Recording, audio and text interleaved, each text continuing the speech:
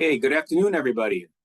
Welcome to IYI's webinar. We will start in about 1 minute as people enter the room.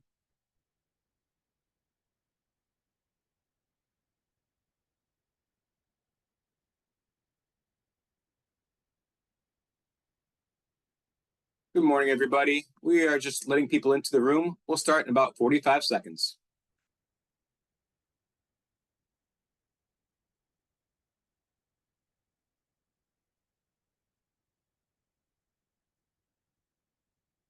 Good morning if you just entered the room.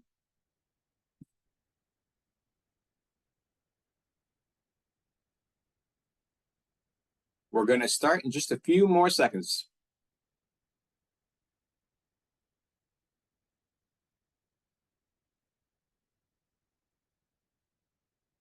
All right, let's begin. Good afternoon. Welcome to the Indiana Youth Institute's webinar, Advancing College Opportunity with Common App. My name is Nathan Four, and I am the Program Officer of our College Career and Counseling Initiative at IYI. We're so glad you joined us for today's presentation. We're grateful to have the chance to connect as a community of Indiana youth workers that remain committed to meeting the needs of youth and children. Next slide. For those who are not familiar with IYI, our mission is to improve the lives of all Indiana children by strengthening and connecting the people, organizations, and communities that are focused on kids and youth. Next slide. Ultimately, our goal is to be here for you, the youth workers, who are on the front lines working with the youth across our state. But before we begin, I'd like to share a few pointers that will help you engage with today's webinar. For any technical assistance, use the chat feature to send a message to Tanner Pickett, IYI's registration manager, who's behind the scenes to assist you. Use this feature to converse with the group or with your group as well. We will send a PDF of the slides to all participants after today's webinar. We also encourage you to ask questions, so please use the Q&A feature for any you may have, and we will get to as many as possible. We will save time at the end of today's presentation to answer all questions that have not yet been answered or addressed. Later today, you will receive an email with the link to complete an evaluation of this webinar. Please take a few minutes to let us know what you thought of today's presentation. If you do not receive the evaluation email, check your junk email as it may have been directed there. Once you complete the evaluation, you'll be redirected to the certificate of participation. Like all IYI webinars, today's webinar will be posted on our website. If you would like to revisit a portion later or share the opportunity to listen in with your partners. As we strive at IYI for all youth to have access and equity in their college and career pursuits, this aligns perfectly with the work of Common App, who are committed to access, equality, and integrity in the college admission process. Common App continues to lower logistical and systematic barriers to college access, allowing more students an opportunity to advance into the college degree. Today, we are lucky to have Meredith Lombardi from the Common App. Meredith is Director of Education and Training at Common App. As part of the student service team, Meredith engages with counselors, advisors, students, and families to ensure Common App resources are relevant and support college access initiatives. We're very excited to have Meredith today, so let's get started. Great, thank you. Hi, everyone. It's great to be with you virtually. Calling in from Fairfax, Virginia. So it's nice thing about the virtual world is that we can be anywhere at any time. And I'm really looking forward to being here, really hoping to be a resource for you. Please ask questions. I am here to help in any way that I can, and also to connect you with Common App and with the various resources that we have so that you know where to go when you are working with the young adults in your life. We are going to cover a bunch of things. One is just to introduce you to Common App, things you probably know, and then I'm sure things that you don't know. Talk about some of the data and research that is coming out of our organization. Make sure that you feel comfortable with the student and recommender experience. that, as I mentioned, connect you with those tools and resources so that when you have students who ask you questions, you know where to point them. At any time, please feel free to put questions in the Q&A. We will be monitoring that. My friends at IYI more so maybe during the slides, and they can certainly interrupt me to answer questions, but then there will be time at the end where I can also answer any questions that you may have. There's a poll question for you, which I would love to just get those of you who feel comfortable with doing polls. There's a few different ways that you can do this. You can either take out your phone and scan the QR code, and it'll bring you to this Slido poll, or you can go to slido.com and you can put in this code, the 1391365. And it will bring you to this poll. This is just helpful for me to know how familiar are you with Common App? Like you are in the system every day, or like I've heard of it, or so use the emojis as your way of saying like no idea what's going on. That's the sad face versus like I could run this webinar myself. Those are the hearts. Oh, I'm coming for you. You can. I'm just kidding. This is great. I'm just going to give it like another 30 seconds. I'm glad to see that the Slido is working as well. Love this. All right, we've got about half of you are getting on with the Slido. Thank you for doing this. Okay. All right, you can continue to answer the poll question. Again, this is just really great. So we've got a mix in the room. Again, most are in the middle, like I'm pretty comfortable, familiar with Common App, but you obviously came here today because you want to learn more and feel more of an expert when working with your students and families. And then those of you who know nothing, you're going to be near experts by the end of our conversation. And those of you who are on the end, in terms of you are fairly confident with Common App, my goal is that you will learn something new that you did not already know. So for those who are very new to Common App, the basic is that we provide an online application for college admissions, for undergraduate college admissions. We are a nonprofit membership organization of colleges and universities. And each year, Common App has more than 1 million students who will submit at least one application through our application platform. But Common App does much more than just this platform, and that's a lot of what we're going to talk about today. As I mentioned, we are a nonprofit. We are mission-oriented, and we do have a vision to be that trusted source for students to access, afford, and attain opportunity. So more than just applying to college. We, as a membership organization, have really grown over time. We have been around for a pretty long time, since 1975. But it did start with only private institutions. It wasn't until 2001 when the first public institution joined Common App. And since public institutions have been joining, you can see the exponential growth that we've had in our membership. So we crossed over 1,000 members 2 application cycles ago, and now we are approaching just under 1,100 colleges that use Common App. For this application cycle, 2023-2024, 1,074 member institutions, a mix again of public and private. Half of them do not charge an application fee. For those that do, the most common application fee is around $50. We are in all 50 states, plus DC and Puerto Rico, and we also have member institutions that are outside of the US in 18 countries. If you did want to see the full list, or you ever want to print a list, we do have a way that you can print a print-friendly list at commonapp.org/explore. As an organization, again, having been around for a long time, a lot has changed over our history. we do have now this milestone of being over 1,000 member institutions. And we have seen really good progress in terms of expanding access, where we have seen this growth since 2019 of first-generation students increasing by 43%, which is higher than what we've seen, double, in fact, of our continuing generation students. We've also seen really great growth with low-income students using the application. However, our data is also showing that we are still significantly overrepresented in higher income students using the platform.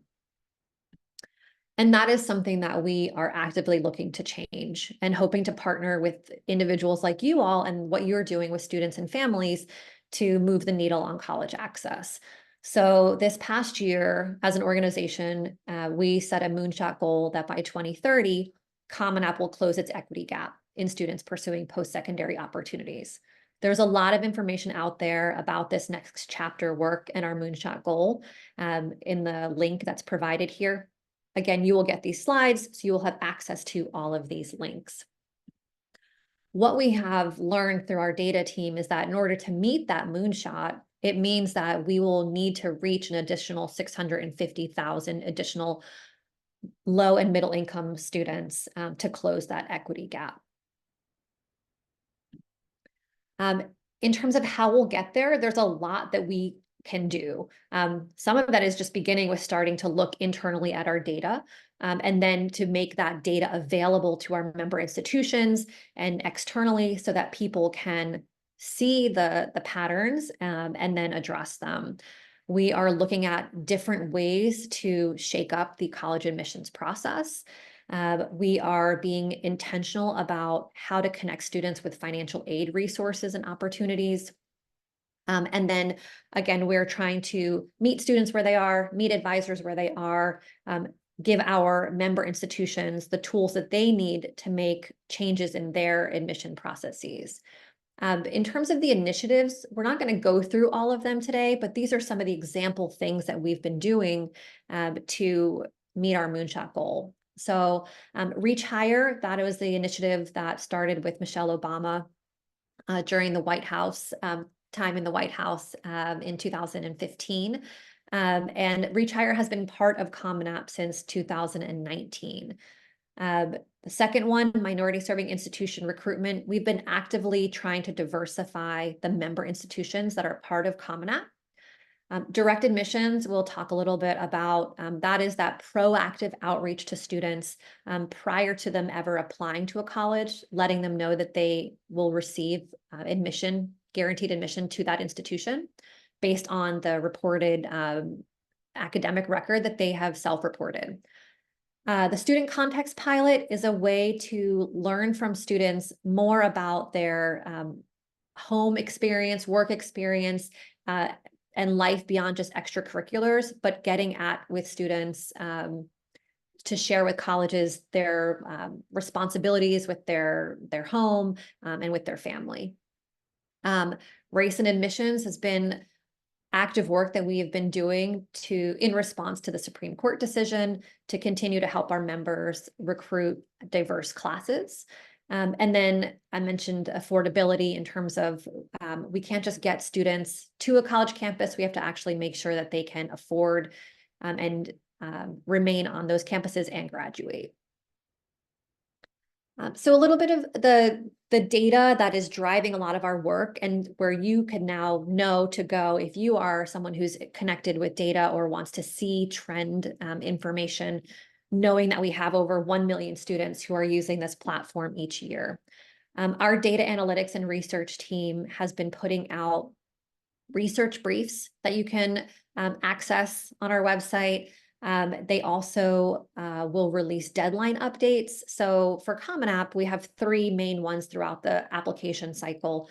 After November 1st, that's when we see our first large amount of application volume. Then after January 1st, we'll see a second large wave. And then after March 1st, when we've kind of seen the bulk of activity for the application cycle. So at this point now, the March report has been released. So if you were to go out to this website, you can get that full information, which will give you trend data for this this cycle. The third one are state reports, which you all may find helpful as you think about where in the state you are, and you can look at what is going on in Indiana. How is my county doing in comparison to other counties? What are the top institutions that our students are applying to? It's just a helpful way for you to become familiar with the trends of activity that are happening within your state. These state reports do look at full application cycle data, which means if you were to go out there today and look at the Indiana report, it is for the 2022-2023 application cycle. And then when we close out this application cycle in around September, we will update the state reports for the 23-24 cycle. But because I'm with you today, I can share some year-to-date trend information with you. So this year, we have seen 1.4 million students, this is through March, 1.4 million students submit at least one application. They are coming from all over the world, just over 10% international. And those students have submitted 9.2 million applications. These are the highest numbers that we have seen at Common App. Indiana, in terms of where you fall among different states, is coming in at number 18. Always helpful to know, okay, well, which of the colleges in our state are part of the Common App membership? So we have this year 35 institutions. Again, it can fluctuate over time because as a membership organization, we have new members that will join every year. So as the example on this one, University of Southern Indiana was a new member for Common App this year. But we have a mix of public and private institutions. We also have institutions that will use our first year application as well as our transfer application. So colleges can actually choose if they want to use our first year platform or our transfer platform or both. But this is a great way, again, for you when you get these slides, just to have that quick snapshot in case you are ever doing presentations with your students and families. And then this is a visual of what we're seeing in terms of application activity in the state. So unique applicants on the left-hand side, that is the number of students who submitted at least one application through Common App over the past 5 years from Indiana. And you can see actually it was pretty flat. It did not take a large hit during the first year of COVID, but we also did not see growth. And it wasn't until 21, 22 that we saw that growth. And now we're, and then seeing that continual growth in 22, 23. Again, this is full year application data.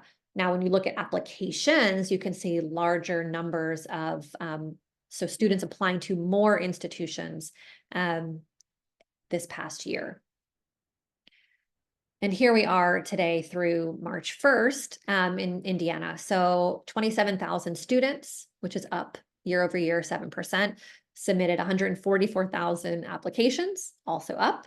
And those applications went to 993 of our 1,074 members this year. That's actually really diverse for a state to see that kind of number of colleges that students are applying to in terms of the differentiator. Sometimes doing these presentations with a state or a district, you find that the students are all applying to the same institutions and maybe are only applying to 500 Common App member institutions.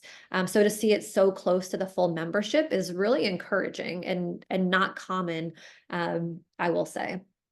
And then just including the top receiving institutions from students. But again, we've seen that students in Indiana are really applying to the vast majority of our member institutions. All right, so that was a little bit of the data. Just going to talk briefly again, knowing that some of you are very familiar with the platform. So this is going to be pretty high level, not in the weeds. But then some of you are new to this and want to just make sure that you know where to go. So journey with Common App starts at commonapp.org. Students can either click create an account or apply now. When students are in the first year application, there are 5 tabs. The Common App tab is the main portion of the application that is not college specific. So this is where they're filling out those 7 portions or sections of the application that can be answer at one time, and that information can get sent to whichever colleges you are applying to. Students do have access to our 24/7 support team right from within their application. There are FAQs as well as links to connect with our support team either via chat, or they can submit a case if they do need assistance. I mentioned that about half of our members do not charge an application fee, but we also have a streamlined fee waiver process. So students who meet or have economic need, all students in the application see a fee waiver question. We have simplified this process. So we basically show students the question and say, here are all the ways that you could qualify for a fee waiver. Do you believe you qualify? And if they say yes, then it will waive their fees for any college that they apply to that has a fee on Common App. This past year, because of fee waivers being granted by member institutions, that saved students over $100 million in application fees. You can find the schools that don't charge an application fee on that Explore page that I mentioned. There is a filter where you can find those institutions. Also wanted to call out, because I imagine many of you are with organizations, although some of you are probably with schools. It may vary, after school programs. If you are doing work with your students to help them with their college process, whether it's you are helping them think about what schools to apply to, helping them do prep so that they're college ready, taking them on college visits, reading essays, whatever your role may be, if it is helping them with the college piece, you definitely want them to report that in their application. So in the education section, there is a community-based organization question, and students can report up to 3 organizations that they work with. And it's really just a way for our member colleges to better understand a student and the supports they have or don't have in this process. You know, obviously, one of the larger ones that we see in Indiana is the 21st Century Scholars program. But we also see many, many other ones. So please, again, encourage your students to put their CBOs in here if they are working with one. We also have an other in the drop-down list, so that if a student does not see their an organization listed, they can always select other and then write in the organization's name. Within My Colleges, so this is actually the tab where students are answering college-specific questions and then submitting to individual colleges. So they do this, they can do this asynchronously or at different times. They don't have to submit to all colleges at the same time. This is also where students are signing their FERPA release, which is the Family Educational Rights and Privacy Act, basically giving permission for counselors, teachers, and recommenders to be able to send transcripts and letters of recommendation to these to the colleges that the students are applying to. My Colleges is then where students are inviting their recommenders, where they're submitting, and sometimes there is a second submission for students if there's a separate writing supplement. Now, in the districts that you work in or with the students that you're supporting, they may be using something like School Links or Naviance or Zello or another one of Common App's integration partners. And if that is the case, then the Common App system will actually prevent the student from submitting or inviting recommenders in our system. And it will tell them, hey, you're at a school that is using, in this example, Naviance. You need your teacher and counselor. They will do their process outside of the Common App. So just know that you may have some students that have this as part of their process.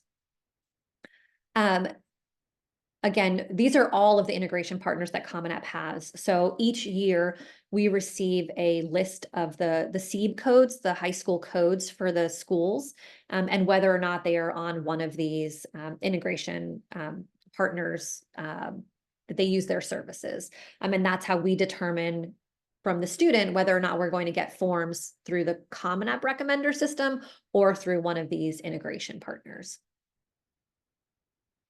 As far as the first year recommender system, it can be used in various ways. So obviously the first one you would think about is, okay, counselors and teachers going in there to submit letters of recommendation.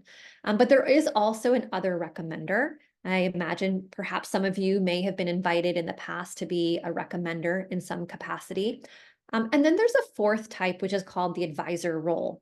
So the advisor role is not someone who's in that role is not uploading a letter of recommendation or a transcript, but a student can invite an advisor to actually review their application progress. So a student can share which colleges they're applying to.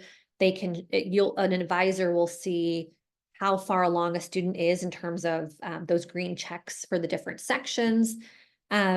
Advisors can actually see a student's in progress application if the student shares that level of detail. So there's a lot of power in the advisor role. And that's just, again, another tool to consider if you are not necessarily the student's counselor, or maybe you are the student's counselor, but you're using one of the integration partners. The advisor role provides some additional visibility that you may find helpful. In this recommender system, there's just a lot of capabilities that you have as an educator. So yes, you can submit those transcripts and letters of recommendation, but you can get to the requirements grid, which is the master document of all the colleges and universities that are part of Common App, all of their fees, their deadlines, their application requirements. You can use filters to find students. Let's say you just want to know, okay, which of my students are applying to this particular institution. You can use filters to find that. You can track student progress. Again, you can look at student level information, and you can also export to Excel. So if you do have a cohort of students in here and you want to be able to analyze that in a data way, you can do that through the export to Excel function. Mentioned earlier that we also have a transfer platform. So not going into too much detail about that, but you may be asked to work with students after they have left high school and they are now going through the transfer process, and know that we still provide resources, 24/7 support to help them with the transfer process as well. And also think that it's really important to talk with students even in high school about transfer so that they know that there are various pathways that they can take to get that undergraduate degree. All right, in terms of your resources, so the first thing is, if you did not know, you can create a practice student account. I mean, certainly you could have a live account, but that would then you would start getting all of the communications from the colleges, and you would be seen as a prospect for the colleges. And that just makes things messy. So we, many years ago, created this practice account functionality under education professional. So if you do go to commonapp.org and go to create an account, by selecting education professional, or if someone were to select parent or other adult, those create a practice account. We tell you in those little icon, the question icon, that you are creating a practice account. But it's a great way to then get screenshots, to become familiar with the platform. When a student asks you like, oh, where is that fee waiver question? You would be more capable of showing them, because you could log into your own practice account to show them that. If you're doing demos for students, you can be in your own account. So there's a lot of just great functionality by being able to explore it yourself with this practice account. We also have a mobile app. So it works seamlessly with the application. we used to have an app, but it was just a companion tool for students. But because students naturally hear Common App, they would go to the app stores and try downloading the Common app just to find out that he couldn't actually fill out the application. Now they can. So it is web-based, going through commonapp.org, or they can download the Common app for free, and they can choose to fill out the application either way. Even if they do use the website version, commonapp.org, it too is mobile friendly. So we have been good about that, but some students do prefer to use the app itself. We have a bunch of video tutorials, which have evolved over time because we know that students do not want to spend a lot of time watching videos, but we have learned that if we can make them short, that we are more likely to capture their attention. So all of these are around 5 minutes or less. And they're just a really great way to introduce to students. One, there's like a total overview of the first year application and the transfer application. And then there are these different ones that talk about the different parts of the application process. These are on Common App's YouTube channel. If you are working with any juniors or sophomores, or even your seniors, just letting them know that Common App, we're on this August 1 cycle where the new application cycle launches each year, but students do not have to wait until then to actually create their accounts or start answering questions.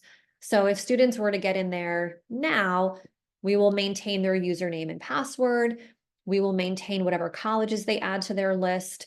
We will hold on to any of their questions on that Common App tab, and we will roll those over. New this year was the advisor invitation rollover. So if a student does invite you as an advisor where they share their application with you, that invitation also rolls over into the next year, so they don't have to re-invite you. What does not roll over is anything on the My Colleges tab other than the list of colleges. So students don't need to answer college-specific questions until after August 1st. If they have done the FERPA release, they will have to do it again after August 1st, and then they will have to re-invite if they had invited a recommender. That will not roll over, except again for the advisor.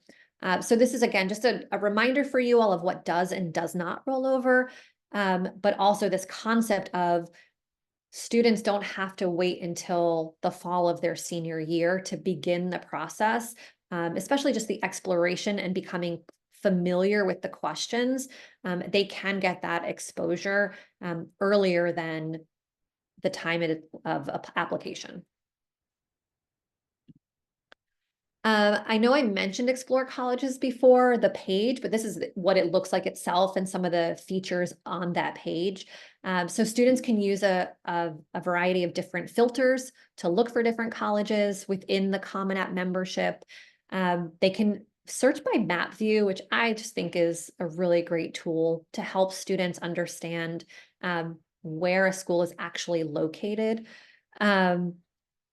You or they can export lists. So again, at the highest level, you can export in a print-friendly view all of the Common App member institutions. But then if you were to go do a search, let's say you just wanted the schools in Indiana, or you just wanted the schools that don't charge an application fee, or you've done a search, a student has done one like, I'm looking for this type of school in this location, and they get down to a list of 20 schools, they can then just print that list of schools and then do their additional research. Students can access college profiles. So this is all outside of the application itself. And they can do virtual tours and access image galleries, all from the website.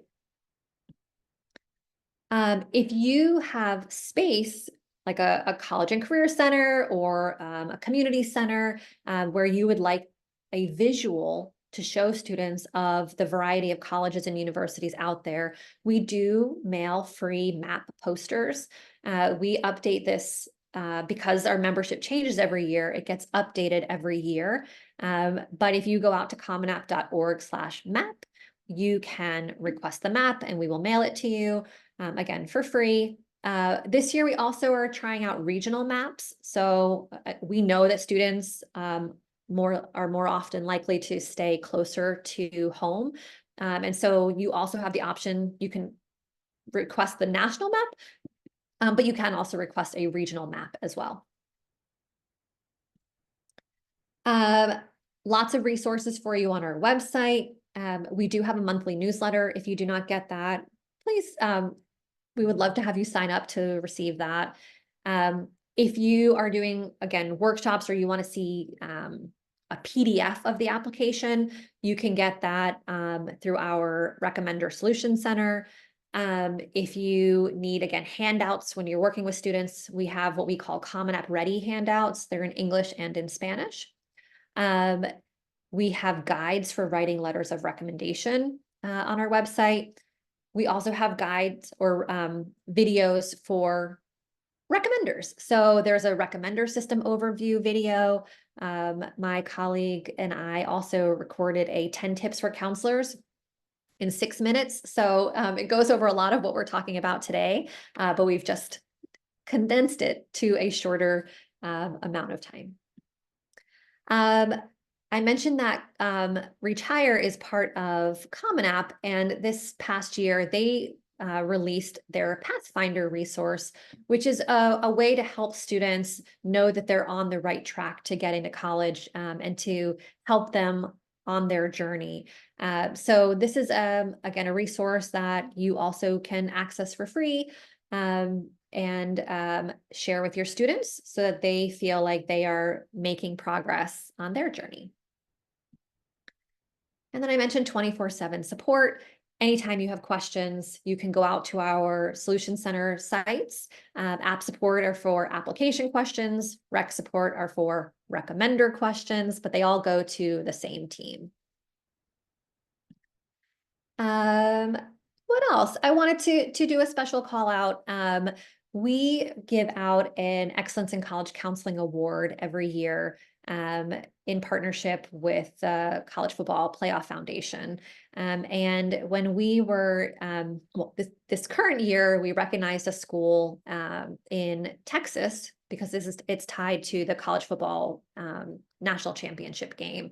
But I wanted to call out Salem High School because they were part of our award. They were the recipients of our award in 2022. And Jennifer Martin was gracious enough to join me at a recent conference at the Indiana ACAC conference where we did a presentation, and she shared some of her own tips and best practices on introducing the college going process and college access and resources. So when I send out my slides, you will also have access to those slides. And part of that session as well, Jennifer had gone out and asked several high schools for samples of their school profile and put those together in a Google folder.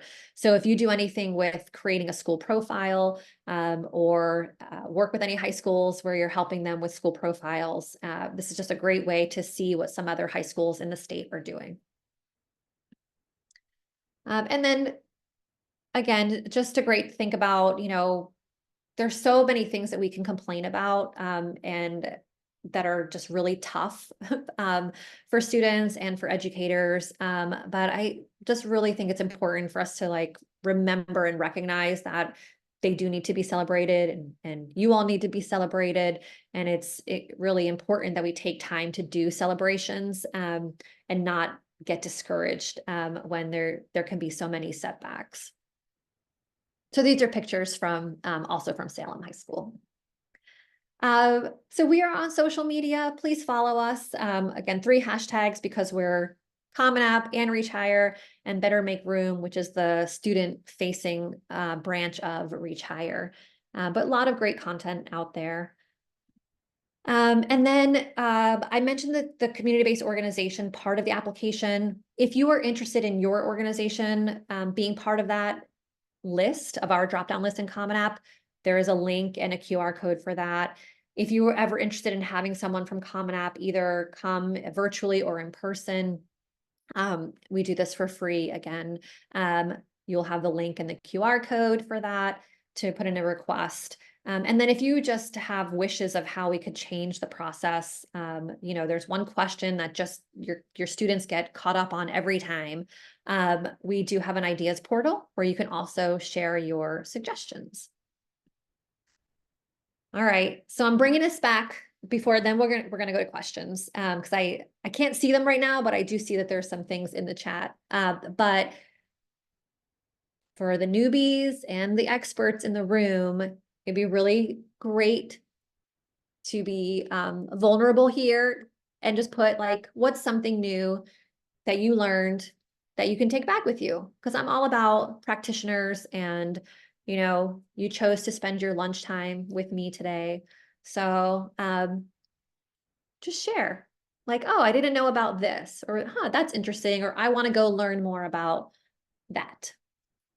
I'm gonna give you all a minute. And I'm gonna hope that someone will put something to make me know that the poll is working. I hope it's okay. I see a 1. That's good. Let's see. Oh, and I might have to scroll. Let me see if I have to scroll. No. Okay. Okay. 1, 2. So I can see the numbers changing. I don't see the responses yet, and I don't know if that's just me, but I'll see. Thank you though for the people, the numbers that I'm seeing. Let me see if I go to the next slide, what happens. Oh, hey, it worked. Okay. That's so fun. So free training, free math, great. Handouts and guides, yay. Rollover, oh, yay. Yes, yes, you can have your juniors begin. This is so good. Yes, and the reviewer can oversee the app process and the free poster. This is so good. Okay, it would be, again, like, for those of you who are just like, I'm a processor, I need time. You always are welcome to go back to this and just share, because we have to do this kind of outreach and education, because even though I may know about it, I live in this world at Common App, right? And so, and we just know that it's not always just at the high schools where people are talking about these things with students. And so however we can reach you, where you can get the resources to give to your students, it's so important. So thank you for just validating how important it is to do conversations like this. And again, you all can continue putting things in there. You will have my contact information. And at this point, I'm going to stop sharing my screen so that I can see what kind of questions may have come in or that you all may have now that I can answer.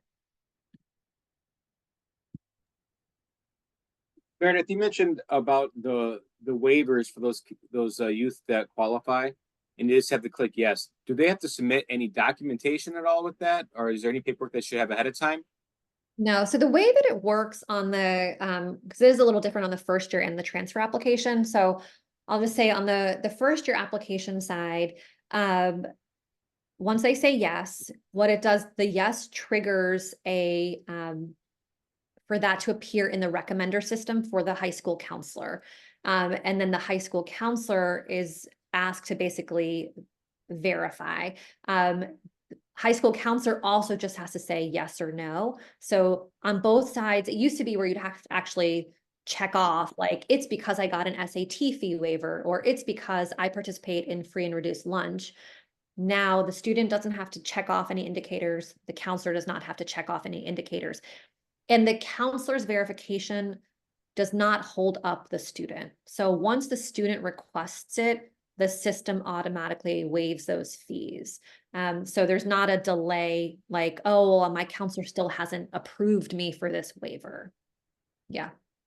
And that was my question: what for those students who are filling out the Common App through maybe a community-based organization or an after-school program, and their counselor, and they're not working directly with their counselor, then Correct. Right. So again, it's the counselor who does or who sees like the student has requested it. We have actually, probably not surprising to you or to anyone in this group, that we've definitely received requests of like, wouldn't it be great if a CBO could do the fee waiver approvals? It's not even approvals, but right, could like verify them, or if students could be proactively identified in the system so they don't have to do the request themselves.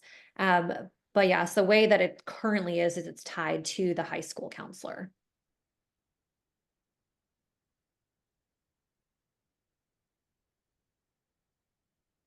Oh, There was thank a you. Sorry, I go was ahead. just gonna say, I'm looking in the chat about um, how, learning about this existing. And so just thank you for putting that and putting that in the chat. I appreciate that. Go ahead. You had a shout out for a counselor. Can you kind of talk about what do best practices look like for counselors or for organizations, and getting this out there to students, or the best uh, place for students to feel this? Is it at home? Is it at school? Is it at the counselor's office? Can you give maybe some tips on best practices? Yeah, and again, I think that when you, I know it's like asking you all to go to another thing, but Jennifer Martin really went into some of those practices. And I didn't mention at the beginning that I was a school counselor before coming over to Common App. So for any of the school counselors who have joined today, hi. I'm in your community. Um, a lot of this is about creating schools and communities that are that have a college going culture, that are not waiting until senior year to have these conversations. Again, in the counseling profession, like acknowledging that it's a K-12 thing. So what I am seeing is that even organizations that are working with students that are in middle school, it's just about that exposure and conversation about, even those conversations about like careers and different college majors, and getting onto a college campus, even if it's not about like, because a specific like going to an admissions office, right? But just having that exposure. Um, this is the admissions process is very complex, and it can feel very overwhelming for a student to get that only when they're about to be seniors in high school. So the more that you can just introduce it to them earlier and in non-threatening ways, it just becomes part of their vernacular, where they see the possibilities, then they feel like it is possible for them. So I don't know if any of you have like advisory periods where you do college going, where Indiana probably has like the college application week or college ready month, or the state initiatives, but connecting with that, but making it fun and digestible for students.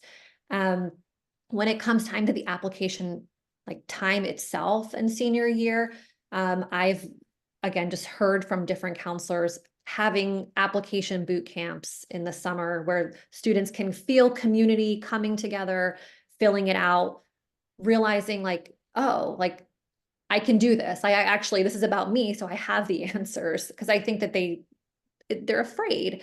Um, a lot of counselors have said they do office hours, like they'll do more of like a drop-in, so and make that often, like, and make that available often. With account rollover, and I don't think I put it in these slides, but our essay prompts for Common App, they're not changing for next year for the class of 25. So collaborating with the English department and English teachers in your high school, to say like, hey, here are these essays, because even if a student ultimately doesn't apply through Common App, there's a good chance that they might need an essay for something outside of Common App or for a scholarship. And what we hear from students often at the end of the process is how much they didn't realize the process itself was like self-reflection, and how much they learned about themselves.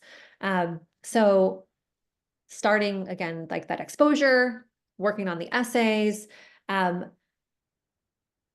I feel like I'm preaching to the choir, but the activities list, I would say the essay and activities list are probably where students spend the most amount of time.